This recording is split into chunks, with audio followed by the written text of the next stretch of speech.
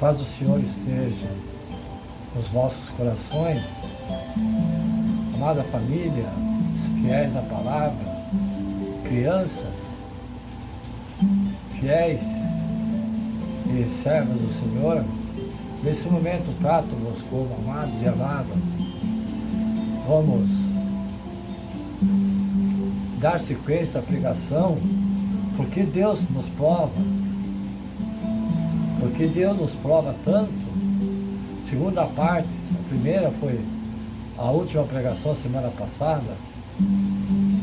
Eu estou com um problema aqui na minha tela, tem quadros, não sei o que aconteceu. Vou fazer dessa forma mesmo. Peço desculpa a vocês.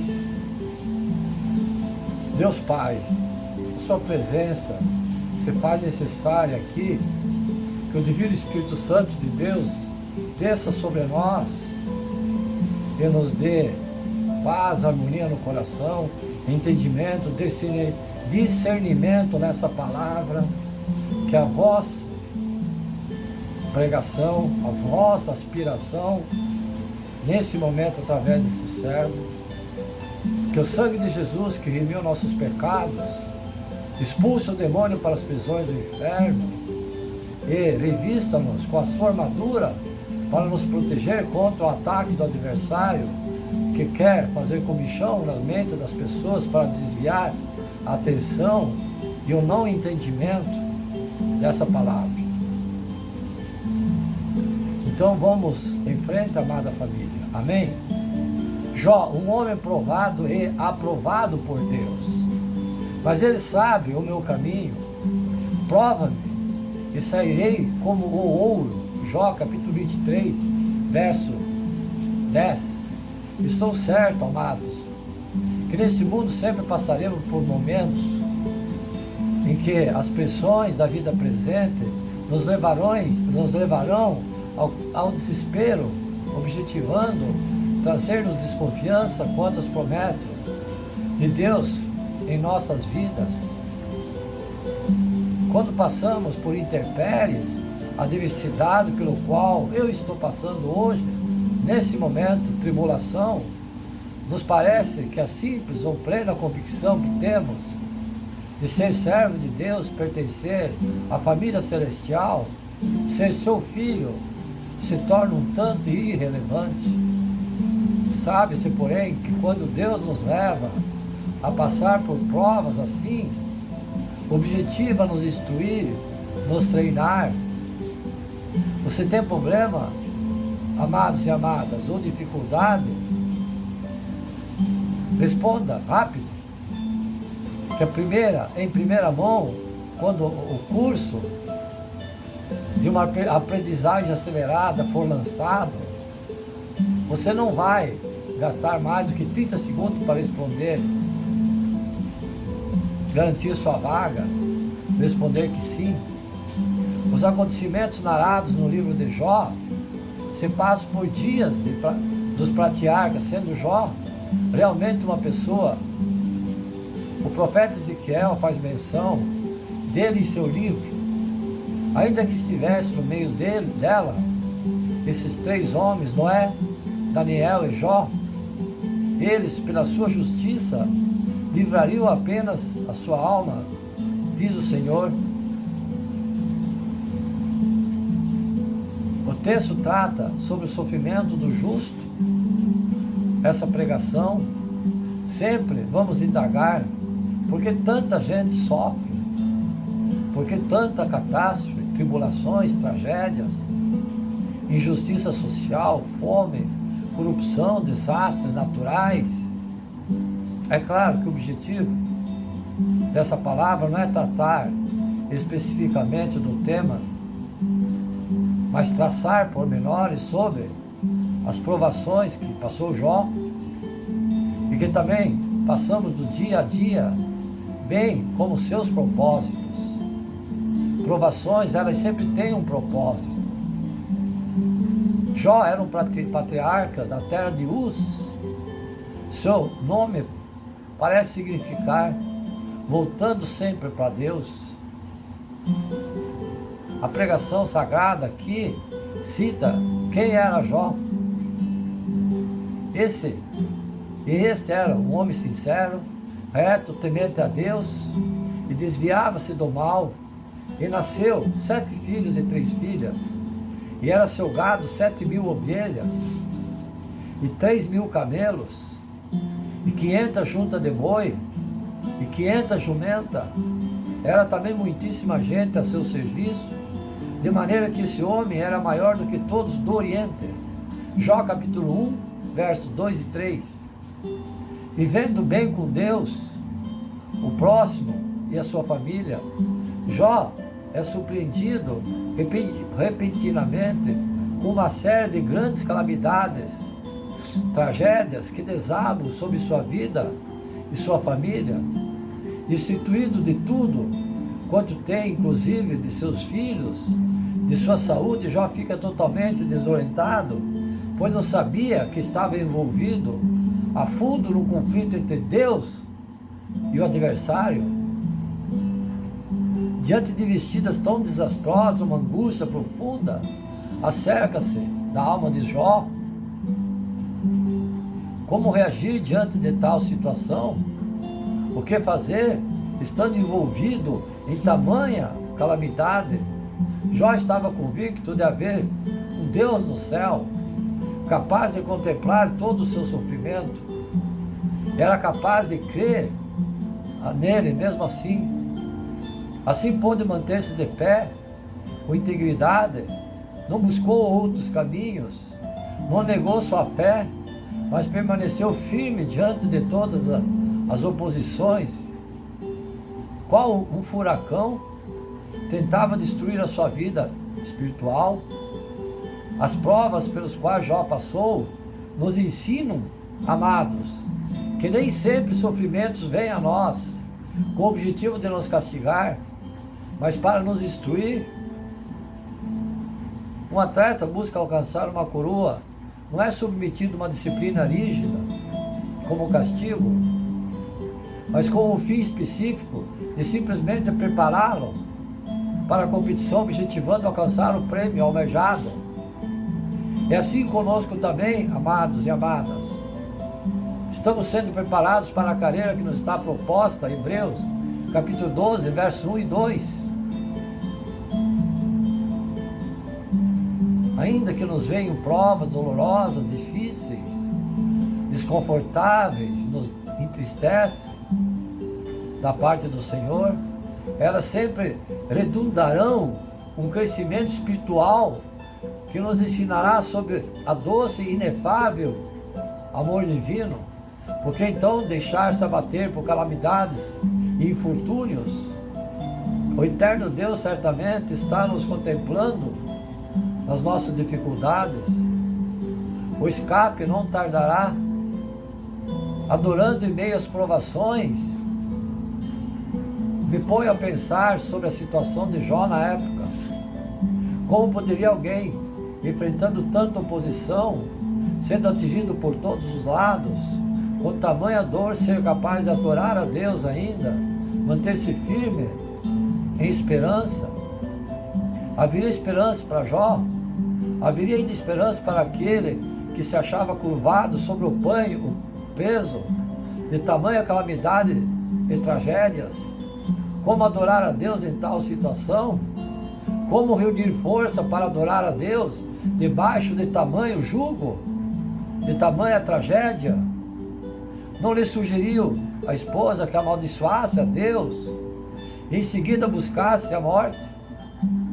O que fez então Jó? Demonstrou que sua fé estava além do imediatismo humano, desse mundo translocado.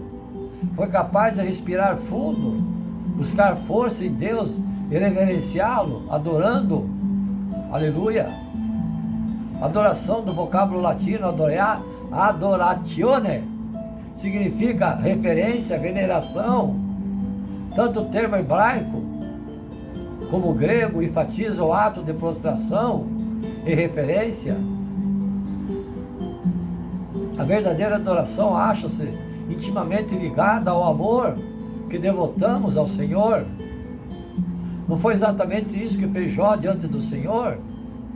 Não devotou ele a Deus total submissão, veneração e honestidade ao louvá-lo em meio à luta?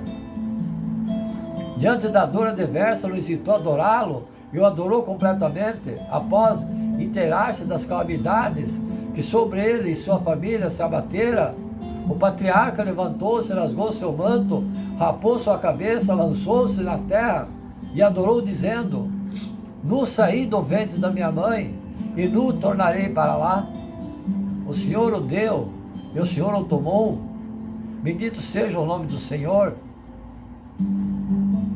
Jó reconheceu a mão de Deus, tanto nas misericórdias que havia desfrutado anteriormente seus capitais, quanto nas tribulações com os quais ora estava acontecendo. Nesse exato momento, o patriarca selava sua vitória sobre a tormenta que se abatera. Ainda se abateria mais sobre si. Era a fé que elevava a adoração. Era a adoração que conduzia à vitória. Hebreus capítulo 11, versos 33 e 38. Quando nós pensamos sobre o estado de Jó, no seu relacionamento com Deus, quando foi submetido a tamanha aprovação, penso como eu ou você se comportaria por tamanhas provações que você passasse, como Jó passou. Como você se comportaria na adoração com o Altíssimo Deus? Adoraria Ele em espírito e em verdade? Quantos há o que passar pelo mínimo possível de sofrimento se comportam de forma tão estranha? Muito há os que estão à busca de bênçãos, favores de Deus, e quando não as recebe, ficam emburrados, revoltados, tristes, impõem condições ao soberano que Deus não ama, que vai pôr prova da sua fé. Ora, o que faríamos, amados e amadas, se fôssemos surpreendidos com tamanhas provações? Continuaríamos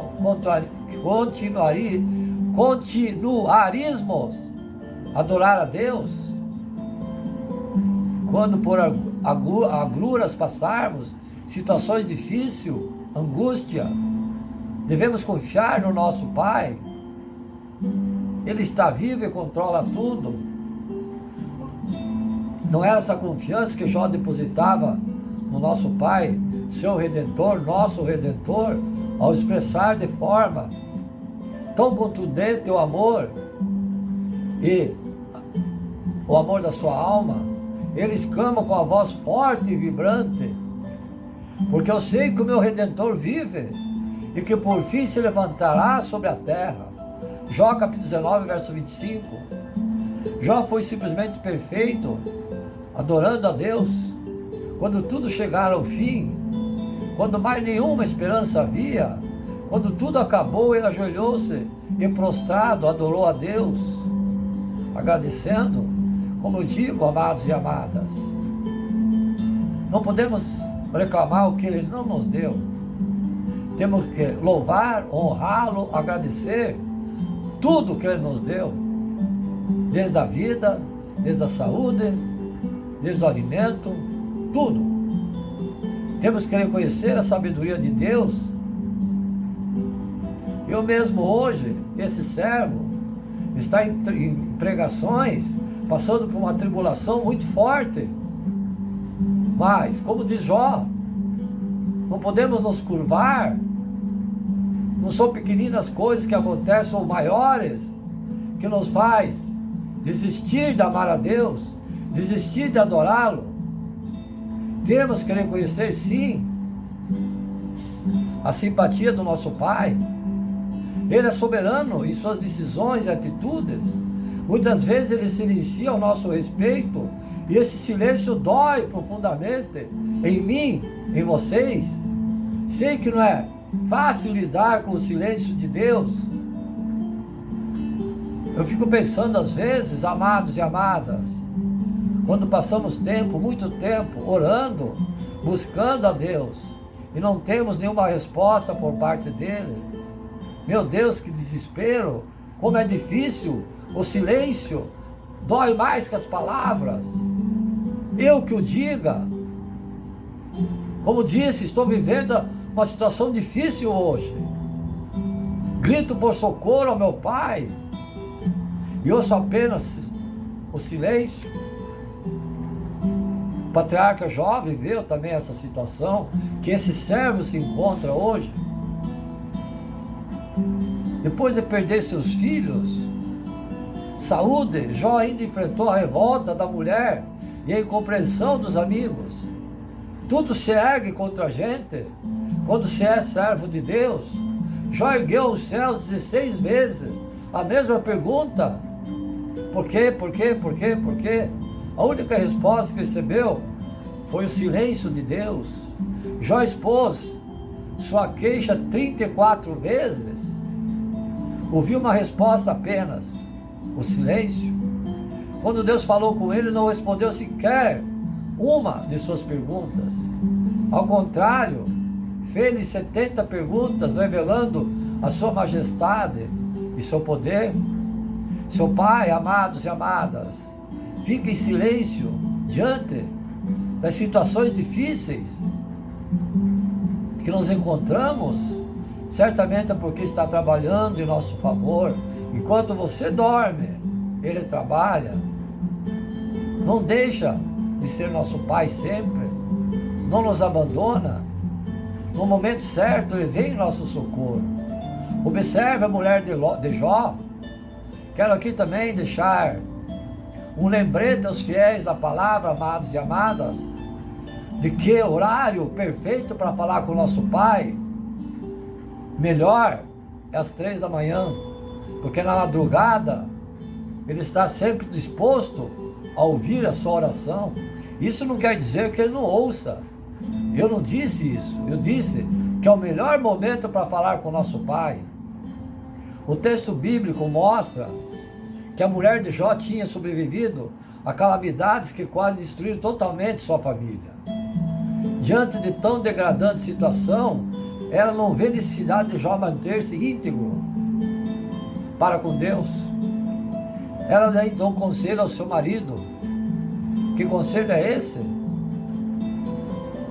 Que amaldiçoe a Deus e morra. Que amor, né, jovens? Sua incitação objetiva é levá-lo a renunciar e blasfemar contra Deus. Ela queria que Jó não confiasse mais em Deus como seu protetor, aquele que era capaz de aliviar aquela sua dor, resolver seus problemas. Mas o seu conselho era maligno.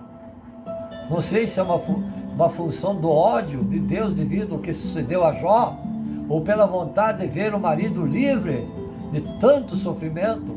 Era amor ou terror? O certo é que ela aconselhou Jó a amaldiçoar a Deus e em seguida causar a própria morte. Não consigo afirmar se a atitude dessa mulher era um tiro de misericórdia ou mais uma tentação. Todavia, o que vemos é que, mais uma vez, Jó saiu vitorioso dessa situação. A soberania de Deus, a autoridade absoluta e inquestionável que Deus exerce sobre todas as coisas criadas, quer na terra, quer nos céus, dispondo de tudo de acordo com os seus conselhos e desígnios. É exatamente nesses termos que Jó responde a sua mulher. Deus é livre tanto para nos mandar o bem, como também os problemas. É livre tanto para nos dar, como também para nos tomar. Esse amado servo de Deus não se surpreende com o sofrimento que lhe sobrevém. Ele sabe que o mesmo Deus que nos concede coisas boas, também por algum momento poderá nos afligir, como eu digo sempre a vocês, amados e amadas. Toda tragédia, toda tristeza, toda alegria, tudo tem um fim. Portanto, jamais devemos desanimar. A integridade de Jó foi conservada e o intento de Satanás contra a sua vida derrotado. o texto bíblico conclui dizendo: em tudo isso, não pecou Jó com os seus lábios. A inabalável fé de Jó em meio às tragédias e tribulações. A história de Jó não se resume apenas em momentos de sofrimento. É possível observar momentos de confiança em Deus, o que revela o quanto ele acreditava nas promessas do Todo-Poderoso. Em meio a sofrimento e desespero, demonstrava grande fé, crendo que era assistido pelo seu pai.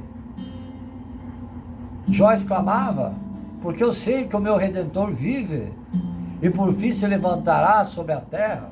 Jó capítulo 19, verso 25.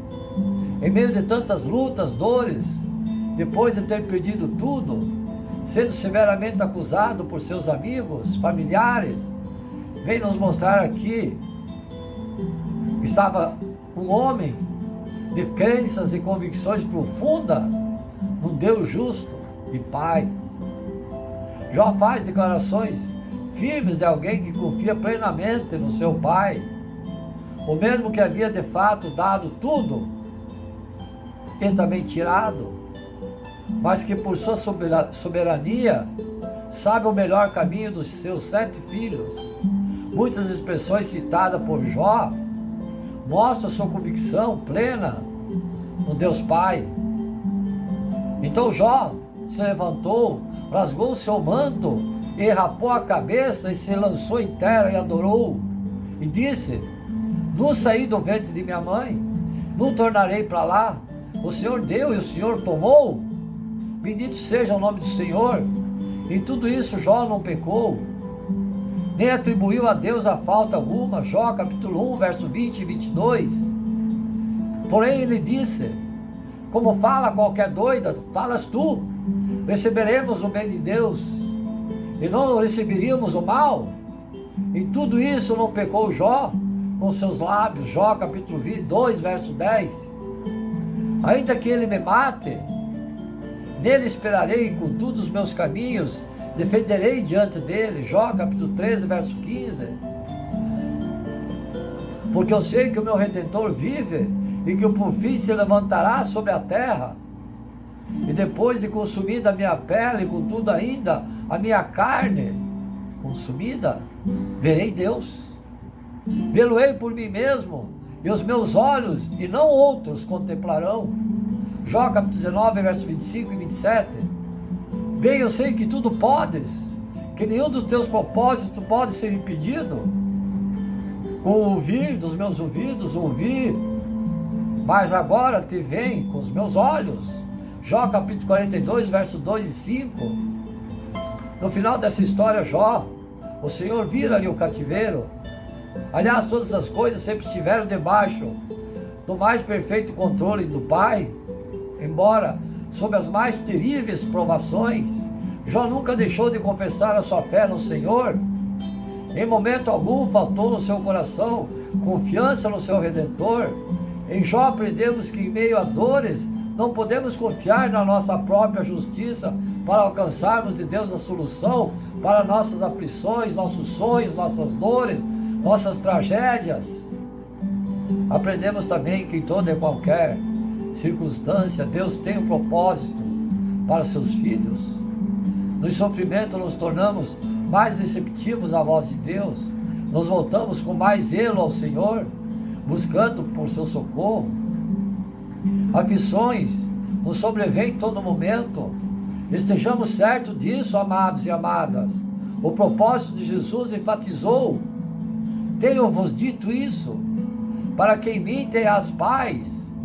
No mundo tereis aflições, mas tende bom ânimo, eu venci o mundo. João capítulo 16, verso 33. Aflições nos atingem, amados e amadas, objetivando levar-nos ao desânimo e consequentemente o fracasso. Quando perdemos o ânimo, coragem e força, ficamos cansados, esgotados, exaustos. Observam o apóstolo Paulo, quando na sua palavra, da segunda carta aos Coríntios, capítulo 4, Cita uma lista de dificuldade por ele sofrida, até a morte o apóstolo é entregue por amor a Cristo. Como Paulo era capaz de vencer tanta dificuldade, provas e aflições, ele mesmo responde: não desanimamos. O termo no original está no tempo presente, no indicativo, ativo, dando a entender que somos responsáveis por não admitir nunca o desânimo. Mesmo atingidos por tempestades, somos admoestados a nunca desfalecer, desmaiar diante das provações e dificuldades. Deus mudou o cativeiro de Jó, transformando num dos mais bem-aventurados homens de toda a história. As provações por ele sofrida elevou uma sublime comunhão com seu Criador. Se enfrentas momentos como os de Jó, saibas que em nenhum momento ele perdeu o controle da tua vida. No momento certo, ele irá se revelar a ti. Não sei quanto tempo durou o sofrimento de Jó, não sabemos. Estudiosos opinam, durou cerca de 1 ano. Não sei, mas gosto do que está escrito acerca do término do sofrimento dele. Não sei. E o Senhor virou o cativeiro de Jó, quando orava pelos seus amigos, e o Senhor acrescentou a Jó outro tanto em dobro, tudo quanto dele possuía antes. Então vieram ele, todos os seus irmãos, todas as suas irmãs, e todos quantos antes o conheceram, comeram com ele o pão em sua casa, e se condoeram com ele, e o consolaram de todo o mal que o Senhor lhe havia enviado. A cada um deles lhe deu uma peça de dinheiro, e a cada um pendente de ouro. E assim abençoou o Senhor o último estado de Jó, mais do que o primeiro, porque teve 14.000 ovelhas, 6.000 camelos, e 1.000 juntas de bois, e 1.000 jumentas, tudo o dobro do que ele tinha. Também teve 7 filhos e 3 filhas, e chamou o nome da primeira filha Gemina, e o nome da outra Késia, e o nome da terceira Keren, a Pug. Em toda a terra não se acharam mulheres tão formosas como as filhas de Jó. E seu pai lhe deu uma herança entre seus irmãos, e depois disso viveu Jó 140 anos, e viu seus filhos e filhos de seus filhos até a 4ª geração. Então morreu Jó, velho e farto de dias. Jó capítulo 42, versos 10 e 17. Vejam, amados e amadas, que o teu desespero hoje pode ser a recompensa no amanhã. Veja quantas bênçãos Jó teve, tudo que ele passou. Eu peço para vocês, amados e amadas, principalmente a serva do Senhor, família, será que vale a pena esperar em Deus? Ser fiel às suas promessas e ser aprovado diante das dificuldades, como eu me encontro hoje?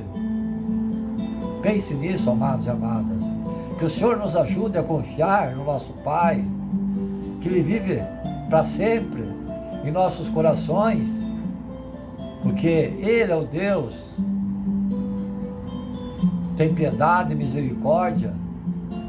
Temos que sempre olhar para o alto, não para baixo, sim sempre para cima, porque é do alto que vem os milagres, os pedidos. Fomos chamados a viver acima das circunstâncias e ter nossos olhos no Senhor, não para baixo, e sim para cima. As Escrituras Sagradas nos dizem que o adversário veio para roubar, matar e destruir. Jó capítulo 10, verso 10. Esta era uma das menções bíblicas que muitos gostam de pregar, dando ênfase ao fato que Cristo, por sua vez, veio para nos dar vida em abundância. Mas essa vida abundância é nos céus. Eu digo sempre, o adversário vive tentando roubar a saúde, o dinheiro, a família de cada um de nós, pois ele não quer que ninguém seja feliz sob as bênçãos, sob os braços, as asas do Pai. Mas o fato é que o adversário não está tão preocupado com essas coisas, elas não são tão verdadeiro alvo dele. O que ele verdadeiramente quer roubar da gente é a fé e o relacionamento com o Pai. Esse é o seu fim, seu grande objetivo. Mas roubar saúde, dinheiro da família, são meios que ele usa para tentar conseguir e chegar, fazer você perder a sua fé.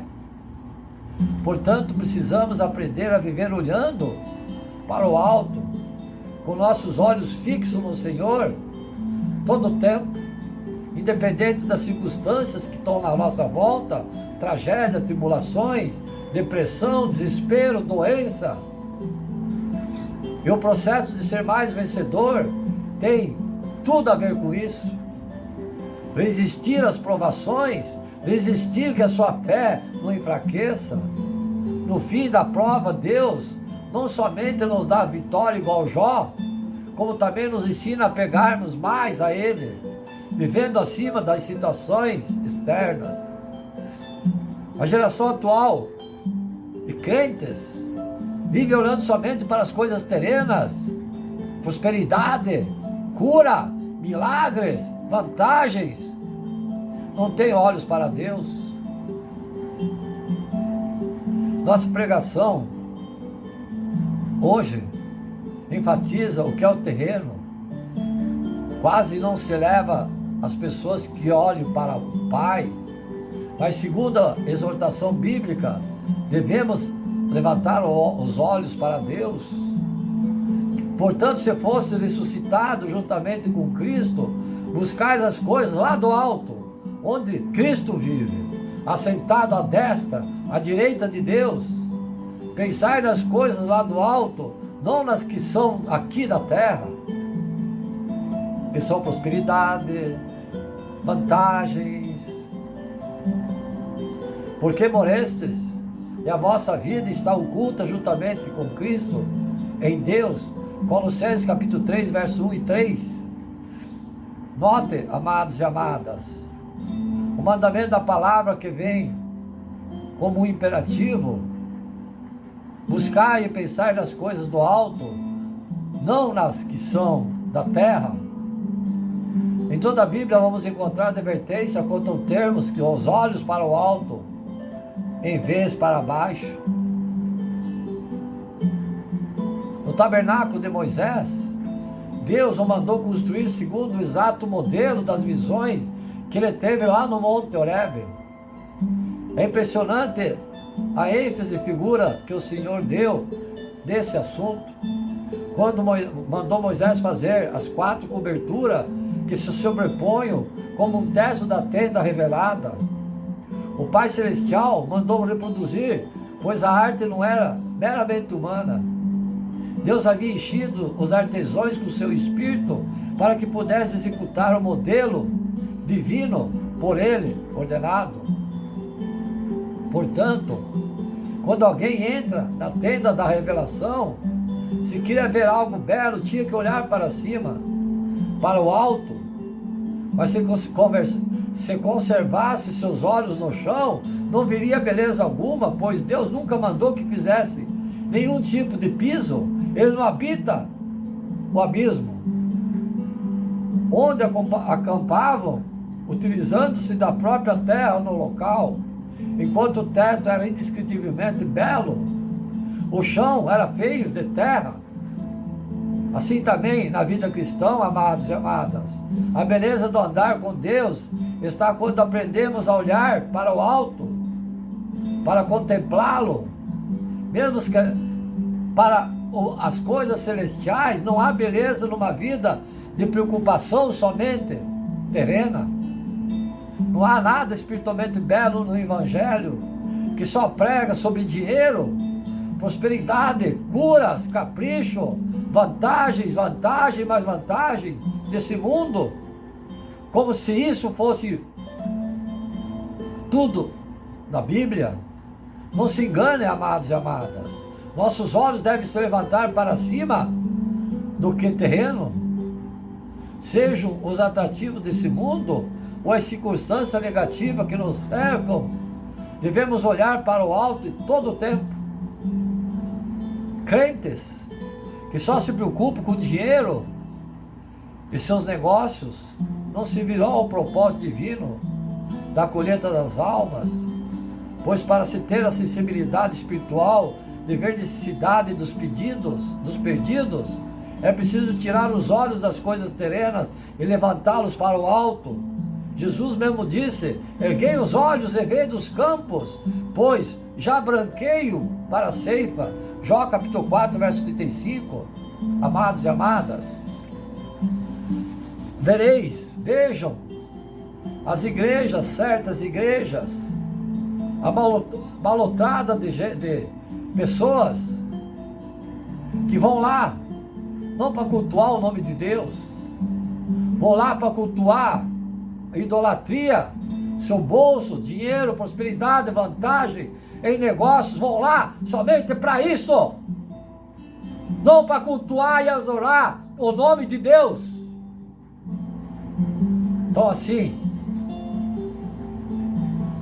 a gente vê depoimentos. Pastor, olha, eu tinha uma dívida de 1 milhão, agora eu tenho 2 navios, 3 carros e 5 milhões no bolso. Não! Isso é verdadeiro crente? Não! Jesus e os apóstolos às vezes andavam quilômetros e quilômetros, e quando iam deitar não tinham nenhuma pedra para pôr a cabeça para dormir. E hoje os que se dizem fiéis enchem os pastores de dízimo, que nem obrigado é, para comprarem fazendas, para comprarem aviões, mansões, tudo por quê? Não é pela fé, não, é pela promessa de prosperidade, fartura, dinheiro, poder, luxúria, idolatria. Ó Espírito Santo, sopra em mim, Espírito Santo.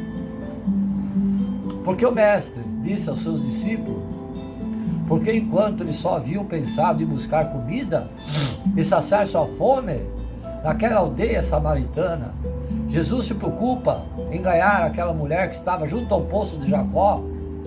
Ela, por sua vez, trouxe praticamente toda a aldeia para ouvir a palavra de Deus. Então ele lhes diz que nossos olhos estiverem para o chão, cuidando apenas de coisas terrenas, não enxergaremos os campos brancos para a ceifa, para a colheita. Ou seja, não teremos a sensibilidade de ver a necessidade espiritual de cada um. Temos que olhar para o alto, sim, se queremos ser úteis ao Senhor, pois aqueles que só olham para o chão desanimam-se nas horas difíceis e deixam de servi-lo. Já quanto aos que olham para os céus, não há o que os faça parar. Prender nossos olhos ao chão é um grande plano do adversário contra nossas vidas, ao atacar a nossa saúde, a nossa família, nossos bens. O que o maligno quer, de fato, é tirar nossos olhos do Senhor, fazendo com que fitemos somente o chão, o terreno.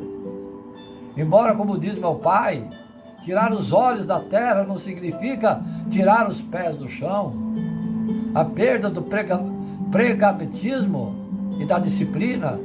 Há um texto bíblico que revela a astúcia do inimigo e seus ataques.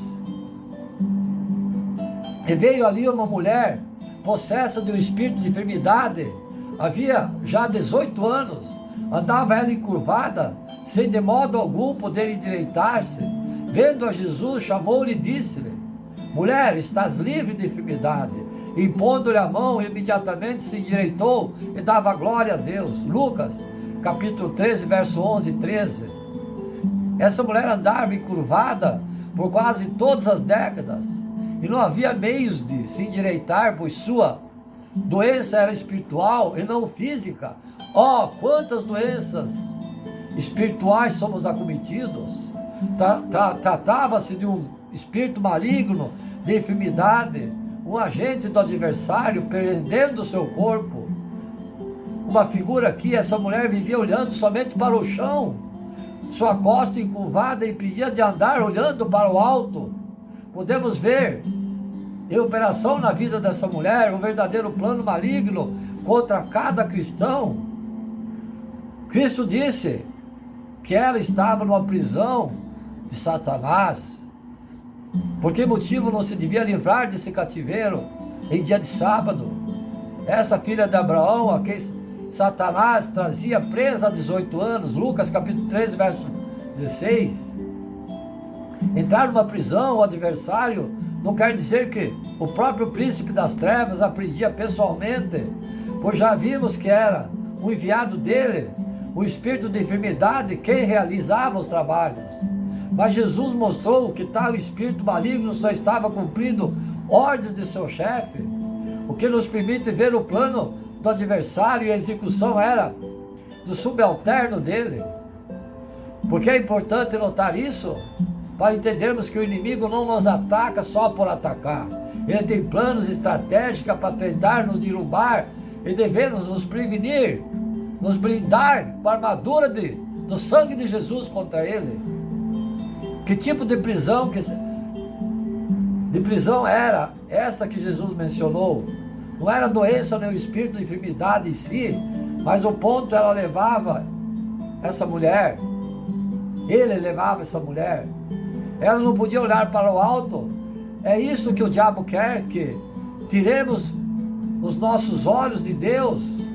Essa era a única crente da época, pois foi chamada de filha de Abraão, referência dada não só por ser naturalmente descendente do patriarca, mas por esperar a promessa divina feita a ele. Também vemos que ela estava na sinagoga, o que poderíamos chamar de igreja na época. Não se tratava de uma pecadora qualquer, que nada queria saber acerca de Deus, mas de alguém que o temia, cria nele e queria andar em sua presença. Semelhante, o adversário tenta nos prender com os olhos no chão para não os olharmos para cima. Cuide, que ele está te prendendo a olhar somente para o chão. E porque ele nos ataca dessa forma, porque ele não pode nos arrancar das mãos de Deus, como Jesus mesmo falou: as minhas ovelhas ouvem minha voz, eu as conheço e elas me seguem, eu lhes dou vida eterna, jamais perceberão e ninguém as arrebatará de minha mão. Aquilo que meu Pai me deu é maior do que tudo, e da mão do Pai ninguém pode arrebatar. Eu e o Pai somos um só. João capítulo 10, verso 27 e 30. Vou finalizar aqui esse vídeo agora, passar para o segundo. Amém?